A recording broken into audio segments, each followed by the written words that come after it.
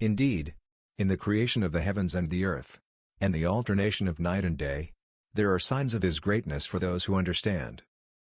Gaharu only emits its fragrance after the tree is infected. The more it is infected, the more fragrant it is. Fragrance is a form of self-defense of the agarwood tree from disease attacks. It itself can become a victim because of it. But when infected, it brings the best sustenance for the person who planted it. Kopyor coconut is a coconut that has an abnormality, the pulp of which cannot stick to the shell. However, this abnormal coconut is actually the most delicious and expensive coconut.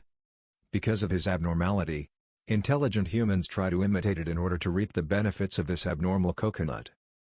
Another lesson comes from legumes.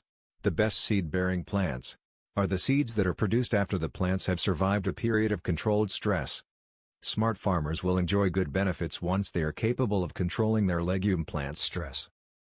These all provide lessons for the human being, that in all forms of difficulties and troubles, lessons are always carried along with it. Indeed, in every difficulty there is ease.